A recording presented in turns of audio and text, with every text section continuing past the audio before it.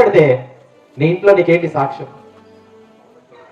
నీ work place లో నీ గురించిన సాక్ష్యం ఏంటి? నీ ముందు మంచిగా చెప్పొచ్చు, ఏం భక్తిపరురాలండి, భక్తిపరుడండి, ప్రార్థనకి వెళ్తారండి అని నీ ముందు చెప్పిన విషయాలను బట్టి కాదు, కానీ నువ్వు వెళ్ళిన తర్వాత నీ గురించి ఏం మాట్లాడుతున్నారు ఒక్కసారి ఆలోచన చేయి. నిన్ను బట్టి దేవుని నామానికి మహిమ వస్తుందా? నిన్ను బట్టి దేవుని యొక్క నామానికి అవమానం వస్తుందా? ఒకసారి ఆలోచన చేయి. అందుకని దేవుని వాక్యంలో ఈ రీతిగా రాయబడింది, మిమ్మల్ని బట్టియే కదా నా నామము అన్ని జనుల మధ్య దూషింపబడుతుంది. బ్లేమ్లెస్ లైఫ్ ని లీడ్ చేయాలని దేవుడు ఈ రాత్రి కోరుకుంటా ఉన్నాడు. ఎవరు నింద వేయనటువంటి విధంగా మన జీవితాలని మనం కొనసాగించాలని నోవాహులాగా ఈ రాత్రి దేవుడు ఇష్టపడుతున్నాడు. అందుకే ఈ మాటలు మనకు జ్ఞాపం చేస్తున్నాడు.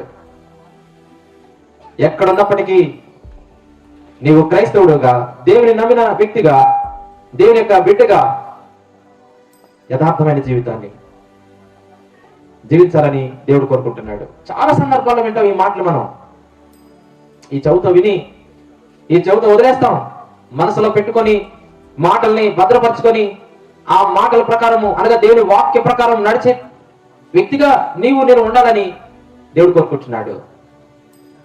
ఎన్ని సందర్భాల్లో ఈ మాటలు వింటాం మనం. యథార్థంగా జీవించాలి, నింద లేని జీవితాన్ని జీవించాలి అని దేవుడు కోరుకుంటున్నాడు. కాబట్టి దేవుడు ఎందుకు కృప చూపించాడు నోవాహు పట్ల? లేదా ఇలా అనుకుందాం, యెహోవా దృష్టి యందు నోవాహు కృప పొందడానికి గల కారణం ఏంటి అంటే ఇదే, నింద లేని జీవితాన్ని జీవించడానికి ఇష్టపడుతూ వచ్చాడు. నీకుందా ఆశ?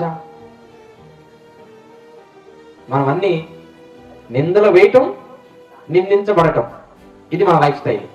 ఈ రాత్రి ఒక తీర్మానం చేసుకుందాం, ప్రభా నోవాహు వంటి కృప నాకు కొడుకు ప్రభా, నోవాహులాగా నేను నీ నామానికి మహిమ తెచ్చే విధంగా జీవించడానికి నాకు సహాయం చేయి ప్రభా. నా మాట విషయంలో, నా పనుల విషయంలో, నా ప్రవర్తన విషయంలో ఎక్కడా కూడా మీ నామం అవమానపరచబడే విధంగా నేను ప్రవర్తించకూడనట్లు నాకు కృపను అనుగ్రహించిన ఆయన అని నీ ప్రార్థన అయితే దేవుడు తప్పక సహాయం చేస్తాడు. తప్పక. ఆశగల ప్రాణాన్ని ఆయన తృప్తిపరిచే దేవుడు. నేను ప్రభు కొరకు నిందలేని జీవితాన్ని జీవించాలని కోరిక నీ హృదయంలో బలంగా ఉంటే దేవుడు తప్పక సహాయం చేస్తాడు. అంతమంది జనాంగం ఉన్నప్పుడు ఒక్క వ్యక్తి అలాంటి స్ట్రాంగ్ డిటర్మినేషన్ తో ఉన్నాడు కాబట్టి నోవాహుని దేవుడు సెలెక్ట్ చేసుకున్నాడు. నోవాహుని దేవుడు సెలెక్ట్ చేసుకున్నాడు. తన తరములో నువ్వు ఇతరుల బట్టి డిస్కరేజ్ అవుతూ, ఇతరులను చూసి నీకు